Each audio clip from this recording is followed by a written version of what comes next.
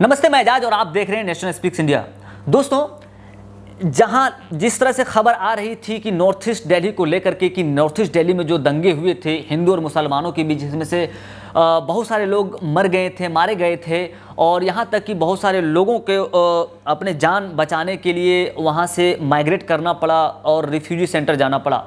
वहीं कुछ दिन पहले ही डीएमसी द्वारा अपॉइंटेड फैक्ट फाइंडिंग कमेटी का रिपोर्ट आया है बेस्ड ऑन टेस्टिमनी और इन्वेस्टिगेशन वहां करने के बाद तो पता चला यह है कि जो नॉर्थ ईस्ट दिल्ली में दंगे हुए थे, राइट्स हुए थे, वो एक्चुअली राइट्स नहीं थे, वो पोग्राम थे। मतलब किसी एक खास समुदाय के खिलाफ ऑर्गेनाइज्ड और सिस्टमेटिक तरीके से एक राइट्स को, एक दंगे को भड़काया गया था ताकि वहां के मुसलमानों को नुकसान पहुंचाया जाए, उन्हें मारा जाए। और महज उन्हें इसलिए किया गया था क्योंकि वो लगातार सीएए के खिलाफ विरोध प्रदर्शन कर रहे थे।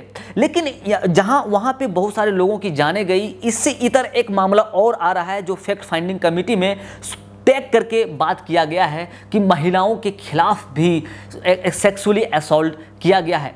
और ये बताया जा रहा है, रिपोर्ट में ये कह रहा है कि ये खुद पुलिस वालों ने इस तरह के अंजाम दिए हैं। दंगाई तो दे ही रहे थे लेकिन साथ में पुलिस वालों की भी मिली भगत है। उन्होंने यहाँ तक रिपोर्ट में ये कहा गया है कि महिलाओं की ओर अपने प्राइवेट पार्ट्स को निकाल करके दिखा रहे थे और बोल रहे थे, क्या तुम्हें यही आज़ादी चाहिए? लो आज़ादी, मैं तुम्हें देता हूँ आज़ादी, तुम्हें किस चीज़ से आज़ादी चाहिए? तो आप समझिए कि अगर सिस्टमेटिकली तरीके से अगर दंगे नहीं होते तो पुलिस वालों की मिली भगत दंगाइयों के साथ नहीं होती। और जिस तरह से इन्वेस्टिगेशन भी पुलिस वाले कर रहे हैं वो बिल्कुल पार्शियल है और वन साइडेड है। और ये पुलिस वाले भी मुसलमानों के खिलाफ ही रजिस्टर्ड कर रहे हैं ज़्यादा से ज़्यादा केसेस और उन्हें ही अरेस्ट कर रहे हैं और उनके फैमिली वाले को अरेस्ट कर रहे हैं जिनके खुद पति, किसी का भाई दंगे में लॉस हो गए हैं, उनके खिलाफ केसेस दर्ज कर रहे हैं और फैमिली को परेशान कर रहे हैं। दूसरी ओर अगर वहाँ की माली हालत उन लोगों की देखें, एक तो उनके पति मर गए हैं, दूसरी ओर उन्हें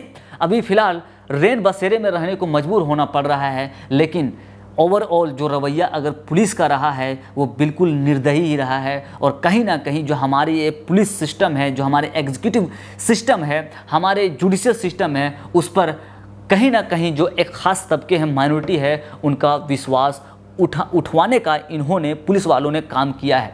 क्योंकि पुलिस एक ऐसी होती है, इस पर ट्रस्ट किया जाता है कि पुलिस वाले हैं तो हमें बचाएंगे।